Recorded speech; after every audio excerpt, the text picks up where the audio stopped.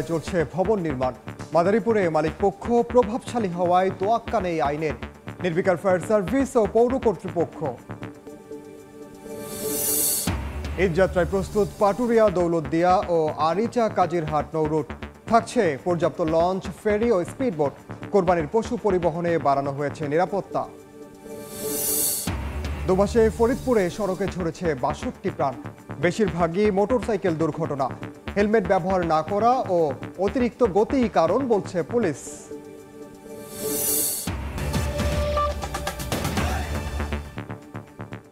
আমন্ত্রণ সময় সংবাদের নিয়মিত আয়োজন। বিভাগীয় সময়ে থাকছি সপ্তাহের 7 দিন ভিন্ন ভিন্ন বিভাগের সংবাদ নিয়ে।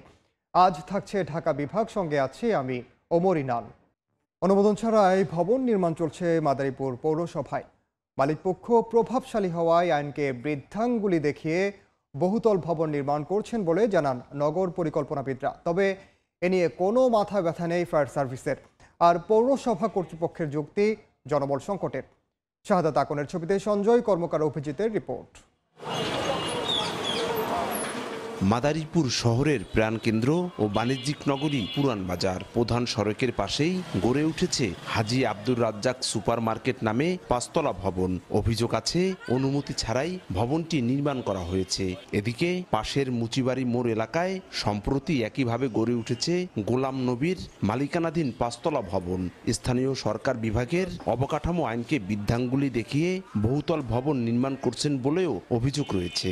নগর পরিকল্পনাবিদদের মতে ভবন মালিকরা প্রভাবশালী হওয়ায় আইন মানছেন না। তাদের ক্ষমতা আছে, তারা মনে করে হয়তো পরবর্তীতে এই বিষয়গুলো আমরা আমাদের মতো ম্যানেজ করে নেব, কিন্তু এই বিষয়গুলো আসলে হয়ে ওঠে না। আমাদের আইনে আছে 6 তলার উপর হলে বহুতল ভবন আমরা একসঙ্গে যেতে পারি, কিন্তু আমরা বুঝতে পারছি না এটা কি বহুতল ভবন হবে কিনা। এত কিছুর পরেও যেন অসহায় পৌর কর্তৃপক্ষ। জনবল সংকট থাকায় পরিস্থিতি নিয়ন্ত্রণের বাইরে চলে গেছে বলে দাবি তাদের। আমাদের জনবল সংকটের কারণে আমরা সেই ভবনগুলো যথার্থ নিয়ন্ত্রণের মধ্যে রেখে রাখতে পারছি না। মাদারীপুর পৌরসভার ১,৫৩,০০০ জনসংখ্যার বিপরীতে প্রায় ১৬,০০০ হোল্ডিং নম্বর রয়েছে। এর মধ্যে পাকা ভবনের সংখ্যা ৭,২৮৪টি। বিশেষজ্ঞরা বলছেন অনুমতি ছাড়া যত্রতত্র এমন ভবন নির্মাণ বাড়াচ্ছে ঝুঁকি, অন্যদিকে সৌন্দর্য হারাচ্ছে শহরের। এখনই এটি বন্ধ করা না গেলে আগামীতে চরম মূল্য দিতে হতে পারে পৌরবাসীকে। সঞ্জয় কর্মকার অভিজিৎ, সময় সংবাদ, মাদারীপুর। ঈদযাত্রার জন্য প্রস্তুত পাটুরিয়া, দৌলতদিয়া ও আরিচা কাজিরহাট নৌরুট।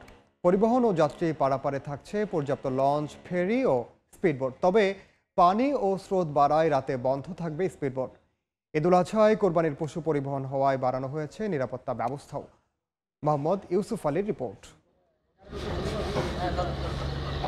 নদীতে পানি বাড়ায় পন্টুন ঠিক করে স্তরে রাখতে কাজ করছেন শ্রমিকরা। এতে নির্বিঘ্নে ফেরিতে ওঠানামা করতে পারছে গাড়ি। ঈদযাত্রা উপলক্ষে পাটুরিয়া, দৌলতদিয়া ও আরিচা কাজিরহাট নৌরুটে শেষ করা হয়েছে সব ধরনের প্রস্তুতি। পরিবহন ও যাত্রী পারাপারে থাকছে পর্যাপ্ত লঞ্চ, ফেরি ও স্পিডবোট। নদীতে পানি ও স্রোত বৃদ্ধি পাওয়ায় রাতে বন্ধ থাকবে স্পিডবোট চলাচল। বিগত ঈদগুলোতে আমরা যেভাবে সাফল্যের সাথে আমরা কাজ করতে সক্ষম হয়েছি, এবারও ইনশাল্লাহ আমরা সেটা অব্যাহত রাখার চেষ্টা করব। ওভারলোডিং যাতে না হয় আমরা আইন শৃঙ্খলা বাহিনীকে সতর্ক থাকার জন্য নির্দেশ প্রদান করেছি। ঈদ যাত্রায় কোরবানির পশু পরিবহন হওয়ায় বাড়ানো হয়েছে নিরাপত্তা ব্যবস্থা, যাতে সবাই নিরাপদে যেতে পারে, গরু নিয়েও যেতে পারে এবং গরু বিক্রি করে তারা যাতে নিরাপদে বাড়িতে টাকা নিয়ে যেতে পারে সে ধরনের ব্যবস্থা থাকবে। যাত্রী পারাপারে জেলা প্রশাসনের পক্ষ থেকে নেওয়া হয়েছে নানা উদ্যোগ। ঈদের যে বাড়ি ফেরা এবং ফিরে আসা এবং পশু যে পরিবহন সেগুলো আমরা সুন্দরভাবে তুলে আনতে সক্ষম হব। পাটুরিয়া, দৌলতদিয়া ও আরিচা কাজিরহাট নৌরুটে ছোট বড় 23টি ফেরি, 33টি লঞ্চ ও 41টি স্পিডবোট প্রস্তুত রাখা হয়েছে ঈদযাত্রার জন্য। সময় সংবাদ, মানিকগঞ্জ। রাজধানীর ওসমানী স্মৃতি মিলনায়তনে 2024-25 অর্থ বছরের বাজেট পরবর্তী সংবাদ সম্মেলনে কথা বলছেন অর্থমন্ত্রী আবুল হাসান মাহমুদ আলী। সরাসরি যাচ্ছি সেখানে। যে সবসময় মসৃণ ছিল তা কোনোভাবেই বলা যাবে না। যেমন বাংলাদেশ আওয়ামী লীগ 2009 সালে ক্ষমতা আসার সময় দেশে মূল্যস্ফীতি ছিল প্রায় 9%, যা 2010 সালে 10% ছাড়িয়ে গিয়েছিল। আমরা তা নিয়ন্ত্রণে এনেছি এবং এরপর 1 দশক মূল্যস্ফীতি 5 থেকে 6% ঘরে ছিল। এই সময় দেশের সার্বিক অর্থনৈতিক স্থিতিশীলতা ছিল অসাধারণ।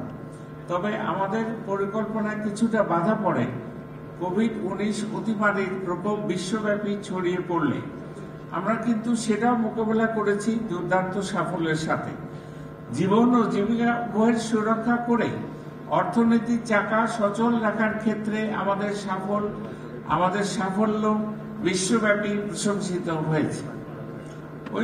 ওই সময় বিশ্বের প্রায় সব উন্নত দেশে ঋণাত্মক প্রবৃদ্ধি হলেও বাংলাদেশে প্রবৃদ্ধি হয়েছে 3% বেশি। শুধু তাই নয়, 2020-21 অর্থ বছরে আমাদের প্রবৃদ্ধি হয় প্রায় 7% এবং এই ধারা চলতে থাকে 2022 সালে রাশিয়া ইউক্রেন যুদ্ধ শুরু হওয়ার আগ পর্যন্ত। উন্নয়নের সাথে সাথে আমাদের অর্থনীতি বিশ্ব অর্থনীতির সাপ্লাই চেইনের সাথে যত বেশি যুক্ত হচ্ছে, তত বেশি বৈশ্বিক অস্থিরতার গভীরতর প্রভাব আমাদের অর্থনীতিতে পড়ার সম্ভাবনা বৃদ্ধি পাচ্ছে।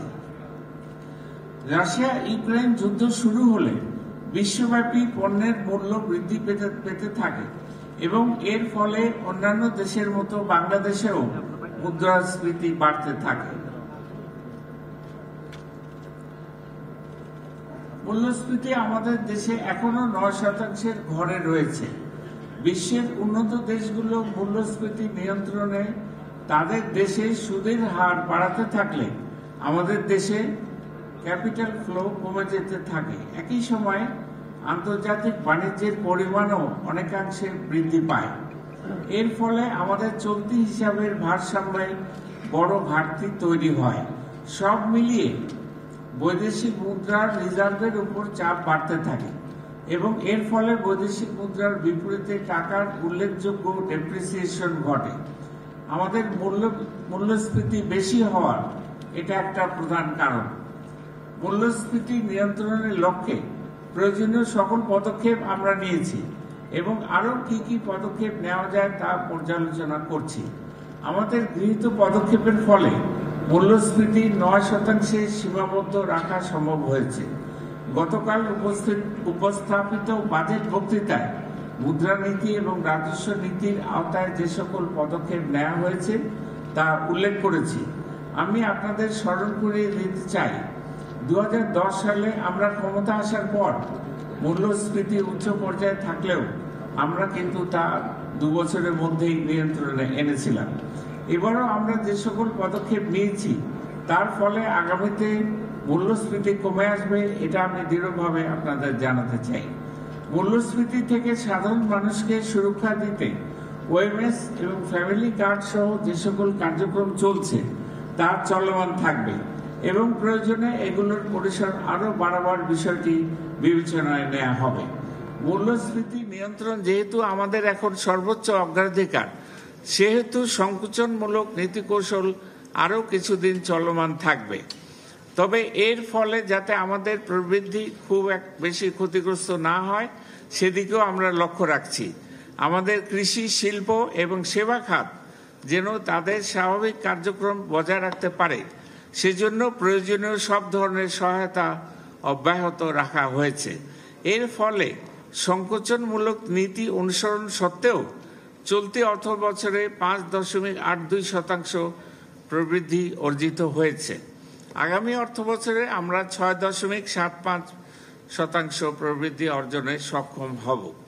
সুধীবৃন্দ, আপনারা লক্ষ্য করেছেন 2026 সালে আমাদের স্বল্পোন্নত দেশের তালিকা থেকে আনুষ্ঠানিক উত্তরণ এবং তারপর ক্রমান্বয়ে 2041 সালের মধ্যে উন্নত দেশে পরিণত হওয়ার লক্ষ্যে গবেষণার উপর এবারের বাজেটে বিশেষভাবে জোর দিয়েছি। সুনীল অর্থনীতি, বিজ্ঞান প্রযুক্তি, জলবায়ু পরিবর্তনের ঝুঁকি মোকাবেলা ইত্যাদি খাতে গবেষণা উৎসাহিত করার জন্য অর্থ বরাদ্দ দিয়েছি। আমি আশা করব ব্যক্তি খাতের উদ্যোক্তাগণও আমাদের এই কার্যক্রমে শরিক হবেন এবং দেশের গবেষণা কার্যক্রমকে শক্তিশালী করতে কার্যকর ভূমিকা রাখবেন। আমরা সর্বজনীন পেনশন ব্যবস্থা চালু করেছি যাতে ব্যাপক সাড়া পাওয়া যাচ্ছে। এই কার্যক্রমে আমরা সকল শ্রেণীর নাগরিককে অন্তর্ভুক্ত করব। ইতোমধ্যে স্বায়ত্তশাসিত ও রাষ্ট্রায়ত্ত প্রতিষ্ঠানের নতুন নিয়োগপ্রাপ্তদের এই ব্যবস্থার আওতাভুক্ত করা হয়েছে। 2025 সালের 1 জুলাই থেকে নতুন নিয়োগপ্রাপ্ত সরকারি কর্মচারীদেরও এই ব্যবস্থার অন্তর্ভুক্ত করব। জমাকৃত অর্থ এবং তা থেকে অর্জিত মুনাফার পুরোটাই পেনশনার ব্যক্তি পাবেন। দেশে বিদেশে প্রচলিত যে কোনো পেনশন স্কিমের চাইতে এটি আকর্ষণীয়। যেমন একজন ব্যক্তি 42 বছর ধরে প্রতি মাসে 2000 টাকা করে জমা দিলে তার 60 বছর পূর্তিতে আজীবন পেনশন হিসেবে প্রতি মাসে পাবেন 68,931 টাকা। আজীবন পেনশন হিসেবে তিনি পাবেন 68,000, ঠিকই শুনেছেন, 931 টাকা। 5,000 টাকা করে জমা দিলে প্রতি মাসে আজীবন পেনশন পাবেন 1,72,327 টাকা। 1,72,327 টাকা। টেকসই উন্নয়নের জন্য অত্যাবশ্যক খাদ্য নিরাপত্তা, কৃষির উন্নয়ন, ভৌত অবকাঠামো গড়ে তোলা, বিনিয়োগ পরিবেশ উন্নয়ন ইত্যাদি সংক্রান্ত কার্যক্রম আরও জোরদার করা হবে। কর কাঠামোতেও আমরা মূল্যস্ফীতি নিয়ন্ত্রণের জন্য বেশ কিছু পদক্ষেপ নিয়েছি। যেমন নিত্য প্রয়োজনীয় পণ্য আমদানির জন্য শুল্ক কমানো হয়েছে। এছাড়া শেয়ার বাজারে ট্রানজ্যাকশনের মাধ্যমে যে ক্যাপিটাল গেইন হবে সেটা রিয়ালাইজ করার সময় রিয়ালাইজড অর্থের পরিমাণ 50 লক্ষ টাকার উপরে হলেই শুধুমাত্র সেই রিয়ালাইজড অংশটুকুর জন্য আয়কর প্রযোজ্য হবে। রিয়ালাইজড ক্যাপিটাল গেইন 50 লক্ষের নিচে হলে তা করযোগ্য হবে না। আশা করি এর ফলে শেয়ার বাজারে বিনিয়োগকারীগণ উপকৃত হবেন। এছাড়া সর্বক্ষেত্রে ক্যাশলেস ট্রানজাকশন নিশ্চিত করা, কর ব্যবস্থার সম্পূর্ণ অটোমেশন ইত্যাদি নানাবিধ সংস্কার কার্যক্রম হাতে নেওয়া হয়েছে। এর সুফলও আমরা আগামীতে পাবো ইনশাআল্লাহ। সরকার এভাবে বিভিন্ন ক্ষেত্রে যে সকল কার্যক্রম গ্রহণ করছে তা এবারের বাজেট বক্তৃতায় আমি তুলে ধরার চেষ্টা করেছি। এবারও আপনাদের যে সকল প্রশ্ন রয়েছে তা আমাদের জানাতে পারেন, আমরা আপনাদের উত্তর দেওয়ার চেষ্টা করব। জয় বাংলা, জয় বঙ্গবন্ধু, জয়তু শেখ হাসিনা।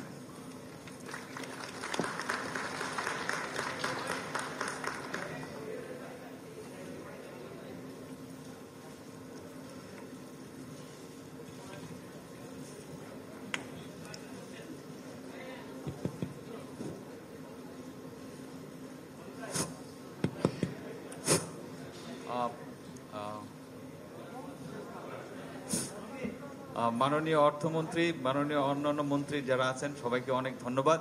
আমার নাম রিফায়েত, আমি ইকোনমিক রিপোর্টার্স ফোরামের প্রেসিডেন্ট। আপনাদের এই বাজেটের জন্য আপনাদেরকে অনেক ধন্যবাদ। এই চ্যালেঞ্জিং টাইমে অনেক বড় বাজেট দিয়েছেন, 7,97,000 কোটি টাকা। আপনার সাথে আমরাও বাজেটের আগে আমাদের পক্ষ থেকে একটা বাজেট প্রস্তাবনা দিয়েছিলাম। মাননীয় অর্থমন্ত্রী, আপনার সাথে আমরা অন্যান্য বিষয়ে অনেক আলোচনা করেছিলাম। তো আমাদের এখানে যারা সাংবাদিক বৃন্দ আছেন সবাই ইকোনমিক রিপোর্টার্স ফোরামের মেম্বার। আমাদের এই প্রোগ্রাম করার সুযোগ দেওয়ার জন্য আপনাদেরকে অনেক ধন্যবাদ। মাননীয় অর্থমন্ত্রী, আপনি জানেন যে আমরা এই প্রোগ্রাম কভার করার জন্য অধীর আগ্রহে থাকি বাজেট উত্তর সংবাদ সম্মেলন। তো আজকে আমাদের সংগঠনের পক্ষ থেকে একটা সিদ্ধান্ত আছে, সেটা হচ্ছে যে আপনারা কিছু মনে করবেন না দয়া করে, সেটা হচ্ছে যে আমরা বাংলাদেশ ব্যাংকে ঢোকার জন্য আমাদের ইকোনমিক রিপোর্টার্স ফোরামের মেম্বাররা বাংলাদেশ ব্যাংকে ঢোকার জন্য অনেকবার চেষ্টা করেছি। উনি বাংলাদেশ ব্যাংকের গভর্নর আমাদেরকে অনুমতি দিচ্ছেন না, উনি আমাদেরকে বয়কট করতেছেন। সরাসরি যুক্ত ছিলাম রাজধানীর ওসমানী স্মৃতি মিলনায়তনে। অর্থমন্ত্রীর বাজেট উত্তর সংবাদ সম্মেলন দেখতে সরাসরি ভিজিট করুন সময় টিভির ফেসবুক পেজে। গত 2 মাসে ফরিদপুরে সড়ক দুর্ঘটনায় প্রাণ গেছে 62 জনের। এর মধ্যে শুধু মোটর সাইকেল দুর্ঘটনাতেই মারা গেছেন 18 জন। গত 2 মাসে ঢাকা খুলনা ও ঢাকা বরিশাল মহাসড়কের ফরিদপুর অংশে 59টি দুর্ঘটনায় নিহত হন 62 জন, আহত হয়েছেন 67 জন। এর মধ্যে 14টি মোটরসাইকেল দুর্ঘটনায় প্রাণ গেছে 18 জনের ও আহত হন 10 জন। সংশ্লিষ্টদের মতে হেলমেট ব্যবহার না করা এবং অতিরিক্ত গতির কারণেই বাড়ছে দুর্ঘটনা। বিভাগীয় সময়ের শীর্ষ সংবাদগুলো জানিয়ে দিচ্ছি আরেকবার। অনুমোদন ছাড়াই চলছে ভবন নির্মাণ। মাদারীপুরে মালিক পক্ষ প্রভাবশালী হওয়ায় তোয়াক্কা নেই আইনের। নির্বিকার ফায়ার সার্ভিস ও পৌর কর্তৃপক্ষ। ঈদ যাত্রায় প্রস্তুত পাটুরিয়া, দৌলতদিয়া ও আরিচা কাজিরহাট নৌরুট। থাকছে পর্যাপ্ত লঞ্চ, ফেরি ও স্পিডবোট। কোরবানির পশু পরিবহনে বাড়ানো হয়েছে নিরাপত্তা।